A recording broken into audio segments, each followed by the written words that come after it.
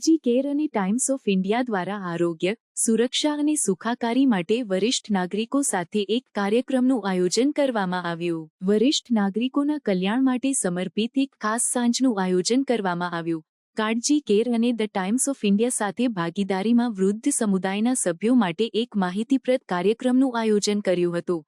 આ કાર્યક્રમની શરૂઆત સંસ્કૃત કહેવત, જ્યાં વડીલોનું સન્માન કરવામાં આવે છે, ત્યાં દેવતાઓ રહે છે, સાથે થઈ, જે વયના જ્ઞાન માટે આદર અને આદરનો સૂર રજૂ કરે છે.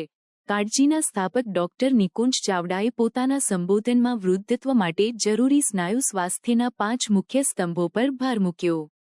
તેમણે ભાર મૂક્યો કે સ્નાયુઓનું નુકસાન, સાર્કોપેનિયા, અનિવાર્ય નથી અને સક્રિય પગલાં દ્વારા તેને અટકાવી શકાય છે. તેમણે વરિષ્ઠ નાગરિકોને નિયમિત શક્તિ અને સંતુલન કસરતોમાં જોડાવા, પૂરતા પ્રમાણમાં પ્રોટીનનું સેવન સુનિશ્ચિત કરવા, દૈનિક શારીરિક પ્રવૃત્તિ જાળવવા, હલનચલનની ગુણવત્તા પર ધ્યાન કેન્દ્રિત કરવા અને સ્વતંત્રતા જાળવવા અને પડી જવાથી બચવા માટે નિવારક ફિઝિયોથેરાપી પદ્ધતિઓ અપનાવવા વિનંતી કરી. વ્યાયામ એ દવા છે, ખાસ કરીને વરિષ્ઠ નાગરિકો માટે, તેમણે જણાવ્યું. ઉપસ્થિતોને પછીના વર્ષોમાં સ્નાયુઓના સ્વાસ્થ્યને એકંદર સુખાકારી માટે પાયા તરીકે જોવા માટે પ્રોત્સાહિત કર્યા. એસીપી મહિલા સેલના ઇન્ચાર્જ શ્રીમતી સખારિયાએ વરિષ્ઠ નાગરિકો માટે આવશ્યક સુરક્ષા પગલાંની રૂપરેખા આપી અને શ્રી પોલીસ દ્વારા પૂરી પાડવામાં આવતી સેવાઓની વિગતવાર માહિતી આપી. ઘરની સુરક્ષા અને વૃદ્ધોને લક્ષ્ય બનાવતા સામાન્ય કૌભાંડોને ટાળવા અંગેની સલાહ આપી હતી. વરિષ્ઠ નાગરિકો માટેના કાનૂની અધિકારો પરના વકીલ નીતિન ભાવસારના પ્રેઝન્ટેશનમાં વૃદ્ધોના ગૌરવ અને નાણાકીય સુરક્ષાનું રક્ષણ કરતા હાલના કાયદા હેઠળ મહત્વપૂર્ણ જોગવાઈઓ પર પ્રકાશ પાડવામાં આવ્યો. તેમની ચર્ચામાં વરિષ્ઠ લોકો આત્મવિશ્વાસ અને સ્વતંત્રતા સાથે જીવી શકે તે સુનિશ્ચિત કરવા માટે રચાયેલ કાનૂની માળખા વિશે માહિતી આપવામાં આવી. હાર્ટફુલનેસ સેન્ટરના નિષ્ણાતો દ્વારા આયોજિત માર્ગદર્શિત ધ્યાન સત્રમાં માનસિક સુખાકારી અને તણાવ વ્યવસ્થાપન માટે વ્યવહારુ તકનીકો ઓફર કરવામાં આવી.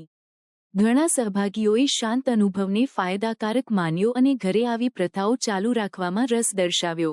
આ કાર્યક્રમમાં વરિષ્ઠ નાગરિકોના જીવનના અનેક પાસાઓ આવરી લેવામાં આવ્યા હતા, જેમાં શારીરિક સ્વાસ્થ્ય જાળવણીથી લઈને સુરક્ષા જાગૃતિ અને કાનૂની રક્ષણનો સમાવેશ થાય છે. સહભાગીઓએ સ્થાનિક અધિકારીઓ દ્વારા પૂરી પાડવામાં આવતી સહાય સેવાઓ સહિત, ખાસ કરીને વૃદ્ધો માટે ઉપલબ્ધ સંસાધનો વિશે મૂલ્યવાન જ્ઞાન મેળવ્યું. ઇન્ટરેક્ટિવ રમતોનો સમાવેશ થતો હતો જે સ્મિત અને હાસ્ય લાવતી હતી, જેમાં વિજેતાઓને ખાસ ઇનામો આપવામાં આવ્યા હતા. કાર્યક્રમના સમાપન સાથે, ઉપસ્થિતોએ ટેકઅવે ભેટો સાથે વિદાય લેતા પહેલા સાથે રાત્રિભોજનનો આનંદ માણ્યો હતો.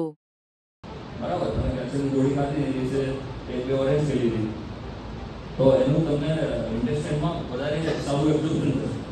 નહીં તો શું થશે કે તમે લેવા માટે નહીં લો છો, મનમાં એમ થાય કે હું તો સપ્લિમેન્ટ લઉં છું, પણ એ સપ્લિમેન્ટ લીધા પછી તમારી બોડીમાં એ કેટલું એબ્ઝોર્બ થાય છે એ પણ મહત્વનું છે. એટલે તમે વેજીટેરિયન હોય એને પેટનું ખાસ લેવું જોઈએ, ઉપરથી લેવું જોઈએ, કારણ કે આપણી દાળમાં પડે પણ દાળને બાફી કાઢો એટલે ઓછું થઈ જાય. એટલે તમારે એને એડિશનલી લેવું જોઈએ. એ જીભ નીચે મૂકવાની ગોળી આવશે, એમ્બિશન હશે, તમે લઈ શકો છો. સિક્યોર કાસ્ટ અને સિક્યોર ટ્રાઇબ માટેનો સ્પેશિયલ એક્ટ બનાવ્યો છે. પછી એક તો સ્ત્રીઓ માટેનો, લેડીઝ માટેનો કાયદો બન્યો છે. એના નામથી કાયદાનું ટાઇટલ એ કે એના પરથી તમને ખ્યાલ આવે કે આ કાયદો ફક્ત આના માટે ડોમેસ્ટિક વાયોલન્સ છે, કૌટુંબિક અત્યાચાર વિરોધી માટે રક્ષણ આપતો કાયદો સ્ત્રીઓને, એવો બી કાયદો છે. ઇમોશન બી સાથે રાખવા જોઈએ, રાઈટ? આપણે ડોક્ટર સર અત્યારે ઘણી બધી વસ્તુ કહી સ્વસ્થ રહેવા માટે, અને એ મોટા ભાગે એમણે પ્રિકોશનરી વસ્તુ કહી છે, રાઈટ? ક્યોર તો એ કરી જ દેશે, પણ આપણે થોડુંક સાર સંભાળ રાખવાની છે, રાઈટ? સેમ વે આપણે ટેકનોલોજીનો યુઝ કરીએ છીએ, તો ટેકનોલોજીનો યુઝ તો આપણે કરવાનો જ છે, સાથે પ્રિકોશન રાખવાના છે. પ્રિકોશન શું છે કે મોટા ભાગે